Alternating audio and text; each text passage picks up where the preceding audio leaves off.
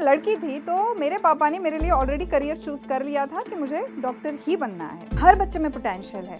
Problem कहाँ पे आती है, वो अपने ड्रीम को या अपने करियर को क्यों नहीं अचीव कर सकते, उसके पीछे सिर्फ दो रीजंस है।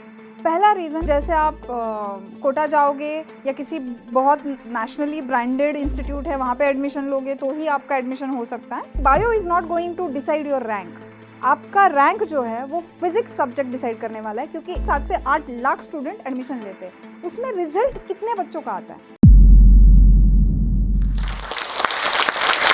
हेलो स्टूडेंट, मेरा नाम वैशाली देशमुख है। मैं महाराष्ट्र की एक लौती एकेडमिक स्किल कोच हूँ और I am director of Kaushalya academy Latur. मेरा स्पेशलाइजेशन है कि मैं बच्चों को नीट और जेई के प्रिपरेशंस के लिए प्रिपेयर करती हूँ।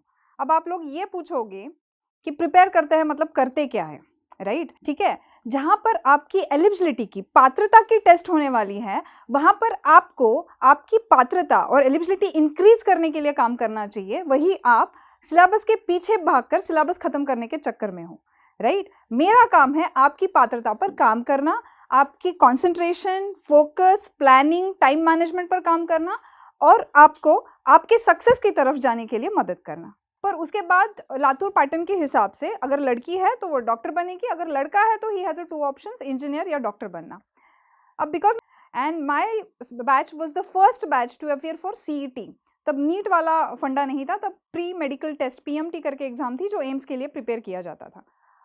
अब क्योंकि मेरा इंटरेस्ट एरिया बायो में कभी था ही नहीं, I still prepared for CET and somehow cracked it.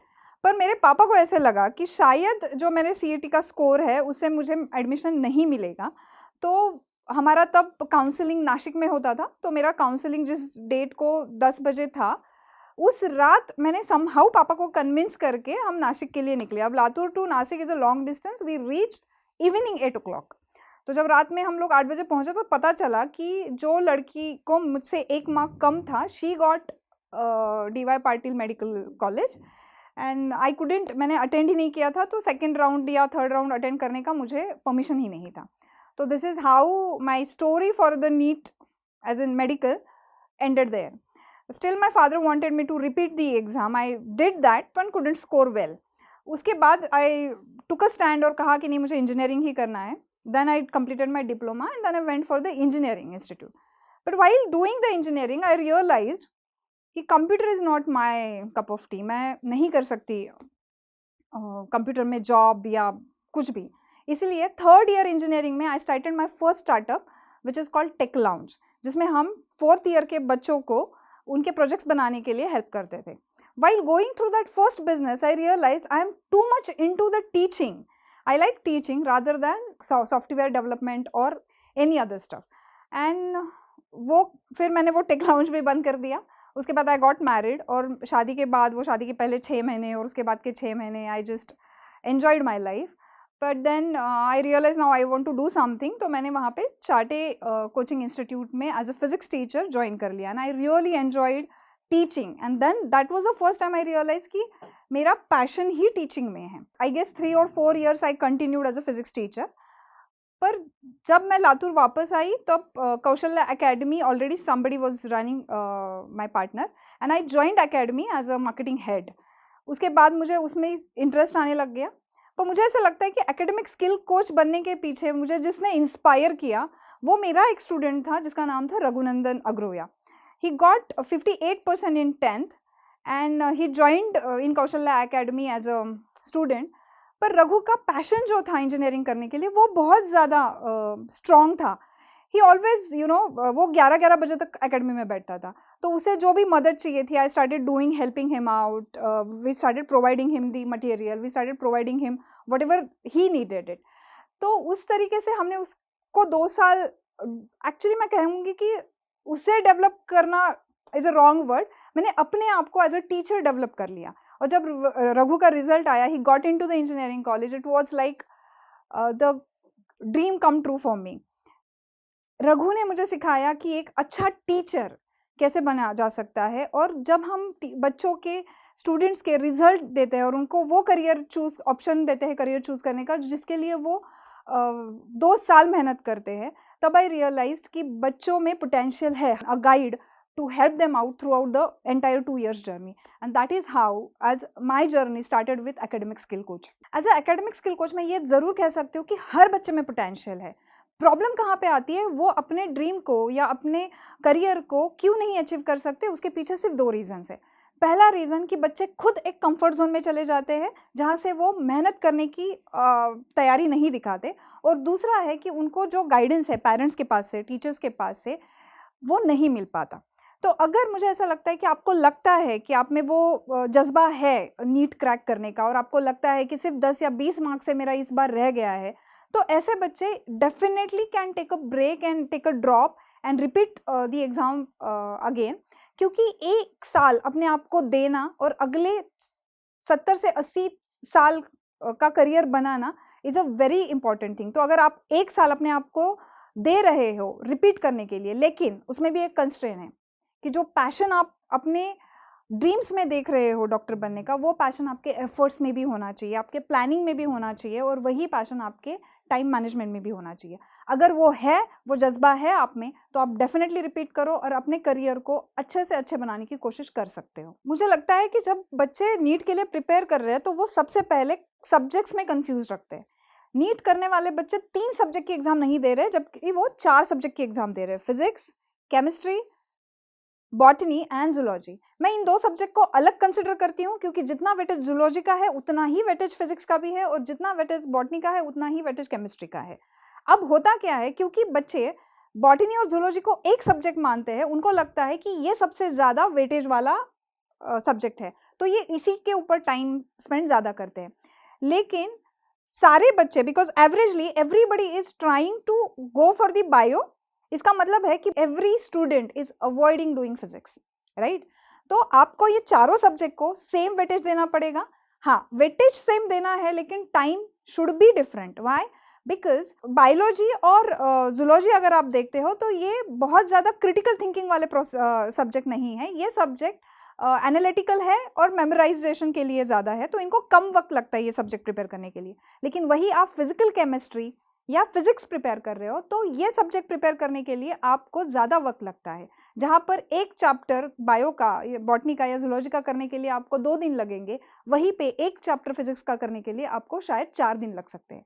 तो मुझे ऐसा लगता है कि वेटेज अगर इक्वली भी है, तब भी टाइम में आपको फिजिक्स को ज़्यादा वेटेज, टाइम का वेटेज ज़्यादा देना चाहिए, केमिस्ट्री को फिर, और सबसे आखिरी बॉटनी और जूलॉजी को. उसका और एक भी रीज़न है कि आपने बॉटनी और जूलॉजी बाद में किया तो भी चल सकता है, क्योंकि इट जस्ट अ मेमोरी का थिंग है. आप अगर स्पेस रिपीटेशन से बायोलॉजी और बॉटनी और जूलॉजी अगर स्पेस रिपीटेशन से कर रहे हैं तो वो सब्जेक्ट आप कभी भी स्कोर कर सकते हैं. लेकिन अगर आप फिजिक्स और केमिस्ट्री आखिरी 3 महीने या 4 महीने में रिवाइज कर रहे हैं, तो it is not possible for you to score in physics and chemistry. तो फिजिक्स और केमिस्ट्री को सबसे पहले फ्रॉम डे 1 से स्टार्ट कीजिए, एंड धीरे धीरे then you can increase your time for the other subjects also. NEET को लेके और एक बहुत बड़ा मिथ है कि जैसे आप कोटा जाओगे या किसी बहुत नेशनली ब्रांडेड इंस्टीट्यूट है वहाँ पे एडमिशन लोगे तो ही आपका एडमिशन हो सकता है. It's a complete myth. मैं इसको कंप्लीटली डिनाई करती हूँ. एडमिशन लेने से पहले आप ये ज़रूर सोचिएगा कि उस इंस्टीट्यूट में पिछले साल कितने लाख लोगों ने एडमिशन लिए. फॉर एग्जाम्पल कोई भी नेशनल इंस्टीट्यूट ले लीजिए जो ऑल ओवर कश्मीर से कन्याकुमारी तक फैली हुई है, उसमें कम से कम 300, 400, 500 बच्चों का रिजल्ट आता है, हम ये कंसिडर करते हैं, ठीक है. तो 8 लाख में से 500 बच्चों का रिजल्ट, मतलब रेशो क्या हुआ, राइट. तो जो इंस्टीट्यूट्स है वो सिलेबस पर काम कर रही है, आपके ऊपर नहीं काम कर रही है. तो आपके ऊपर काम करना है तभी आप रिजल्ट ला सकते हो, सिलेबस पे ऊपर काम करके फायदा नहीं है. ओके, तो कोई भी इंस्टीट्यूट सिलेक्ट करने से पहले ये ज़रूर देखिए कि क्या मुझे वो मेरी ज़रूरत पूरी हो रही है इंस्टीट्यूट के पास से. अगर नहीं हो रही है तो you can sit at home, you can do a self study. More ever, मैं और एक पॉइंट इसमें ऐड करना चाहूँगी कि जो बच्चा लर्निंग प्रोसेस को जानता है, अभी हो क्या रहा है, जब हम किसी इंस्टीट्यूट में एडमिशन लेते हैं तो there is a teaching process and there is a study process, right. हम लोग सोचते हैं कि टीचर ने पढ़ा दिया, हम घर पे जाके स्टडी करेंगे. इन 2 चीज़ों में लर्निंग प्रोसेस इज मिसिंग. हम लोग लर्निंग प्रोसेस पर काम ही नहीं कर रहे. तो अगर लर्निंग प्रोसेस पे काम नहीं हो रहा तो स्टडी का आउटपुट 0 आएगा. तो ये गलती मत कीजिए. बच्चों को ऐसा लगता है कि हम जितने ज़्यादा मॉक टेस्ट देंगे उतना ज़्यादा हमारा प्रोग्रेस होने वाला है. I think this is again another perspective. क्योंकि हम कर क्या रहे हैं, हम मॉक टेस्ट दे क्यों रहे हैं? अगर किसी भी आप बच्चे से पूछो तो पहले ये बताएगा वो कि मैं मॉक टेस्ट इसलिए दे रहा हूँ क्योंकि मुझे समझ में आता है कि मुझे कितना आता है एग्जाम में। It's a very wrong perspective, क्योंकि आपको जो आता है वो आप कितने भी मॉक टेस्ट दो उतना ही आएगा। It is not going to change anything. What's important in, जब आप मॉक टेस्ट दे रहे हो, घर पे आओ, देखो कि मैंने गलती कहाँ की है, कौन से क्वेश्चन है जो मैं अटेम्प्ट नहीं कर पाया और क्यों नहीं अटेम्प्ट कर पाया, कंसेप्चुअली गड़बड़ था या मैं कैलकुलेटिवली गड़बड़ हो गया। जब तक आप अपनी गलतियां नहीं ढूंढोगे तब तक there is a no scope for the improvement.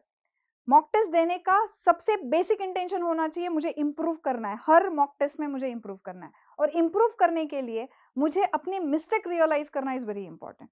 तो मॉक टेस्ट इसी इंटेंशन से दीजिए कि मुझे मिस्टेक्स निकालनी है अपनी, घर पे जाइए फिर से रिवाइज किए कि कौन से क्वेश्चंस नहीं आए, and then try to solve them again, and फिर इंप्रूवमेंट के लिए नेक्स्ट मॉक टेस्ट दीजिए।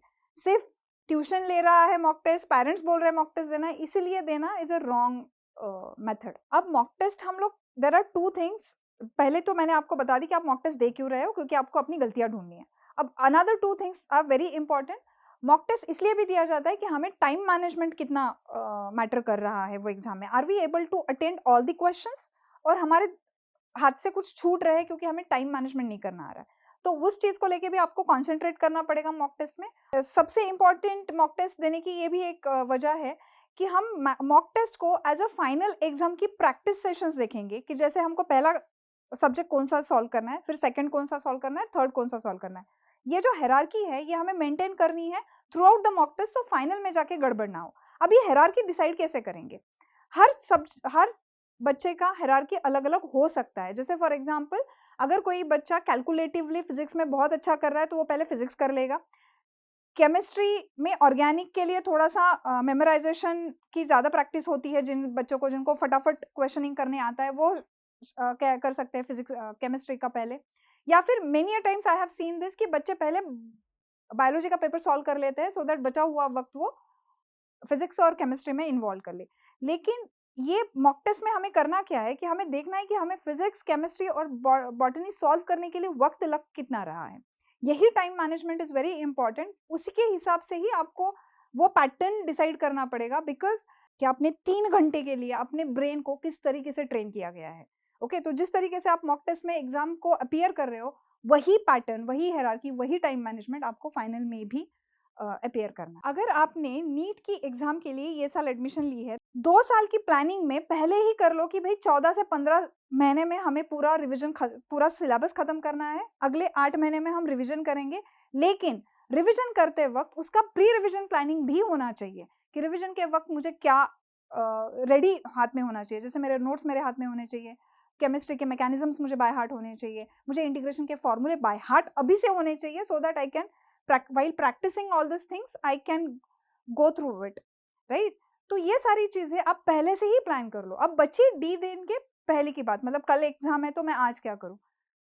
मैं पेरेंट्स से रिक्वेस्ट करती हूँ कि बच्चों को पढ़ाई ना करने दे, let them just relax, meditate कर ले बच्चे चाहिए तो, या फिर सिर्फ उन्होंने जो रिविजन करते वक्त माइंड मैप किए हुए चीजें हैं वही बस रिवाइज कर ले। Do not trust your self, क्योंकि उसके बाद मतलब उस एक रात में कोई मिराकल नहीं होने वाला है।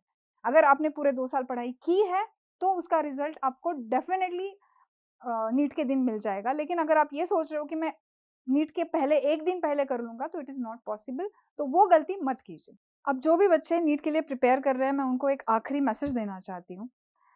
अगर आप एक प्रोफेशनल कोर्स के लिए प्रिपेयर कर रहे हो, जैसे डॉक्टर बनने के लिए आप प्रिपेयर कर रहे हो, तो आपके प्लानिंग में, आपके एग्जीक्यूशन में भी वो प्रोफेशनलिज्म आना चाहिए। अगर नहीं आएगा तो आपका रिजल्ट भी एवरेज ही आएगा।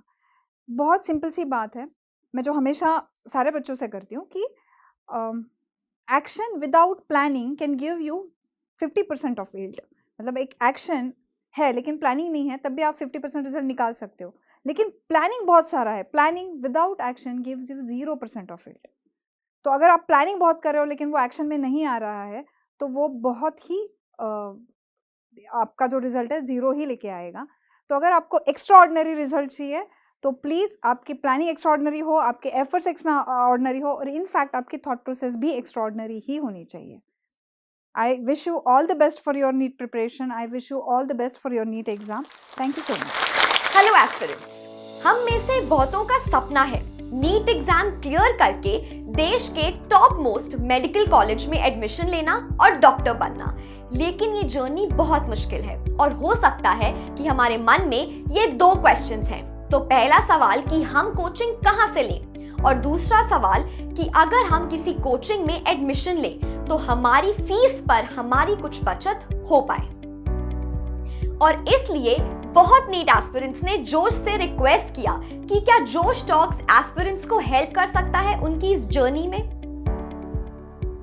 तो एक कोचिंग और मान गई है, मोशन क्लासेस। वैसे ये नाम तो आपने पहले सुना ही होगा क्योंकि एनवी सर को किसी इंट्रोडक्शन की जरूरत है ही नहीं।